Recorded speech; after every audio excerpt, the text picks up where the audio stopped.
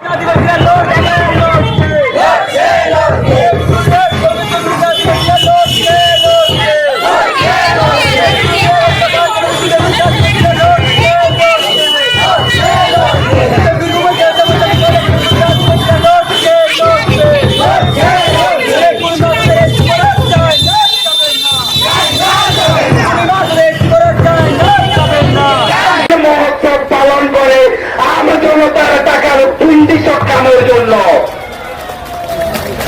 দরকার এই নাটকটা করার জন্য?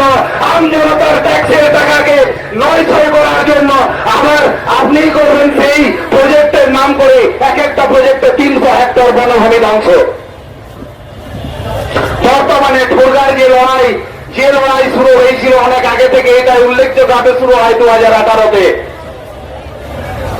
সিঙ্গেল বেঞ্চের কোর্টের লড়াই, যে লড়াই কোর্টে আমাদের ঘরে যায়, পরবর্তীকালে সরকার অর্থাৎ মানে আমাদের বিদ্যুৎ পর্ষদ হাইকোর্টে চলে যায় ডিভিশন বেঞ্চে। সেই ডিভিশন বেঞ্চের রায় আমাদের প্রজেক্ট হবে এইরকম একটা আশা দিয়ে রায় দেয়, কিন্তু আসল কথা হচ্ছে সেই রায়ের মধ্যে একটা জায়গায় পরিষ্কার করে লেখা আছে, স্থানীয় গ্রামসভার সহমত ছাড়া অযোধ্যা পাহাড়ে কোন ধরনের প্রজেক্ট করা যাবে না। এইটা হাইকোর্টের ডিভিশন বেঞ্চের অর্ডার কপি। কোন সাংবাদিক বন্ধু যদি নিতে চান, কাছের থেকে দেখতে চান, আমি কপি দিতে রাজি আছি। অথচ এই হাইকোর্টের রায়কে উল্লঙ্ঘন করে, হাইকোর্টের রায়কে তো আটকা না করে পুরুলিয়ার বর্তমান ডিএফও সাহেব কি করে ঠুলে নালার গাছ কাটার টেন্ডার নোটিশটা জারি করেন? তাহলে বর্তমান রাজ্য সরকারের প্রশাসন যন্ত্র, পুরুলিয়ার শাসন যন্ত্র কি হাইকোর্টের উঠে গেছে যে হাইকোর্টের রায় পর্যন্ত মানছে না? কোথায় যেখানে আরে ডিএফও সাহেবের কাজ হলো বনকে রক্ষা করা, বনকে ধ্বংস করা নয়। DFO department of forest office নয়, আমার মতে বলে ডিডিএফও ডিপার্টমেন্ট অফ ফরেস্ট অফিস। সে বন রক্ষা করার জন্য নয়, ডিএফও অফিসগুলো হয়ে আছে বন ধ্বংস করার জন্য। যখন থেকে এই বন বা আমাদের বন দপ্তরটা তৈরি হয়, তারপরেই বন ধ্বংস করাটা বেশি করে শুরু হয়ে যায়। এটাই তার প্রকৃষ্ট উদাহরণ। এই লড়াইয়ে, ঠোরগা লড়াইয়ে যে সমস্ত সাথীরা ছিল 2021 সালের 27 আগস্ট, যেখানে এসপি মহাশয়কে জানানোর সত্ত্বেও একটা বাইক র্যালি করা হয়েছিল। বাইক র্যালির উদ্দেশ্যটা ছিল জঙ্গলের যখন তখন গাছ কাটবেন না, যে গাছ একদম প্রয়োজন ছাড়া কাটবেন না। জঙ্গলে আগুন লাগলে নিজের গ্রাম সভা এরিয়ায় বা নিজের পার্শ্ববর্তী জঙ্গলের আগুন নেভানোর গাছটা সেই স্থানীয় গ্রাম সভার, এই জিনিসটাই প্রচার করতে চেয়েছি। অথচ পরের দিন 29শে সেপ্টেম্বর যারা সামনের থেকে ছিলাম তাদের নামে কেস চলে এলো আন্দোলনটাকে দমাবার জন্য। পরের কেসটা 14ই নভেম্বর গত বছর 2022 গ্রাম সভার যে দাবি, গ্রাম সভার যে ক্ষমতা, বামনি জর্মাইটার বোর্ড লাগানোর জন্য বামনি জর্মাই স্থানীয় গ্রাম সভা দুর্গবেলা বারোয়াজারা গ্রাম সভা একটা অনুষ্ঠানের আয়োজন করে।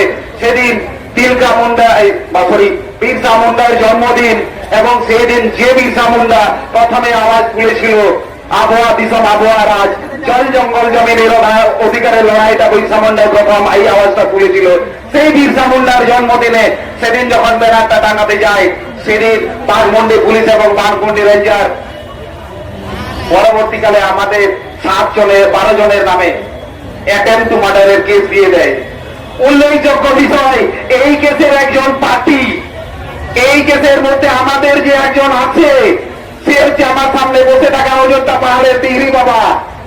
একটা মৌলবীকে, একটা মন্দিরের পুরোহিতকে কেস দিতে হলে সরকারকে দুবার ভাবতে হয়, কিন্তু আমাদের তিহরি বাবাকে কেস দেওয়ার জন্য সরকার দুবার ভাবলো না। অথচ সেই লড়াইটা আমরা তো দাঁড়াতে তুলতে পারি না, এটা আমাদের দুর্বলতা। কিছুদিন আগে উত্তরপ্রদেশের মহামান্য এমপি ভুল বক্তব্য বলেছিলেন বলে অনেক রাষ্ট্রীয় সম্পদ রেল থেকে শুরু করে অনেক কিছু জ্বালানো হয়েছিল। তাহলে একটা ডিগ্রি বাবা লবির বাইসে সুতোল টানে তার নামে যখন কেস দেওয়া হলো তখন কিন্তু আমরা ঠান্ডায় থেকে গেলাম কেন? এটাই প্রশ্ন। লাস্ট কেস 26 আগস্ট বর্তমান ডিএফও এম কার্তিকেয়ন কেসটা জারি করে গেছিল কিসের জন্য? সেদিন ঠুরগানালায় পর্যবেক্ষণে গিয়েছিল এবং তখন আমাদের তারপানিয়া গ্রাম সভার সাথীরা তাকে প্রশ্ন করেছিল আপনি এখানে ঢুকেছেন কেন? 2006 বনাধিকার আইন মোতাবেক তাকে প্রশ্ন করার অধিকার গ্রাম সভা সভ্যদের আছে। উনি কেসটা দিয়েছেন সেদিন সরকারি কাজে বাধা দান।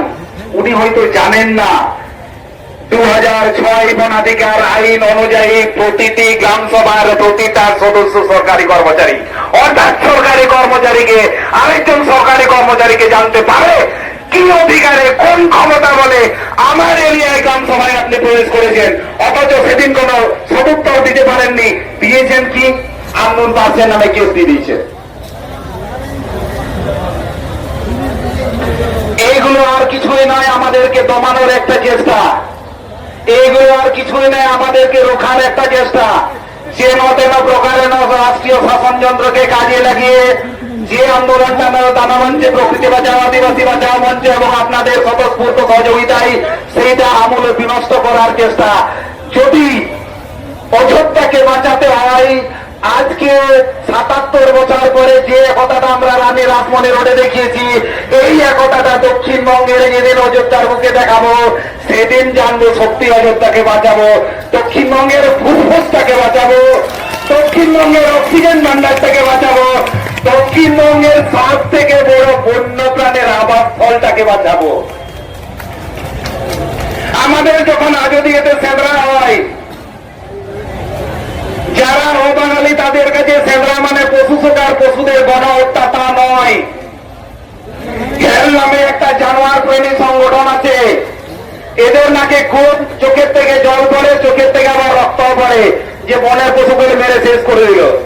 আমি তাদের কাছে প্রশ্ন রাখতে চাই, যখন ঠুরগানালায় 294 হেক্টর জমিটা ধ্বংস হবে, 294 হেক্টরের বনভূমিটা ধ্বংস হবে, 294 হেক্টর মনে হয় পিঁপড়েও থাকে না। না, আপনি কি জানেন 294 হেক্টরটা সব থেকে বড় এলিফ্যান্ট করিডোর?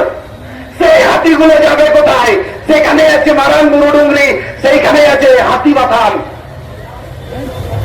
যেখানে এই আইনের পাতায় পরিষ্কার করে লেখা আছে বন সুরক্ষা সংশোধনী আইন 2023, যা 2006 বনাধিকার আইনকে অর্ধেকটাই খর্বতক্ষুর দেওয়ার ক্ষমতা রাখে। আমার পূর্বজ অনেক মাননীয় বক্তারা বলেছেন যে এই আইনটা এমন এক কালা কানুন যা দেখা যায় না আবার বোঝাও যায় না। সেটা কি? 2023 বন সংরক্ষণ সংশোধনীতে বলা হচ্ছে সরকার যখন তখন ইন্টারন্যাশনাল বর্ডারের 100 কিলোমিটার পর্যন্ত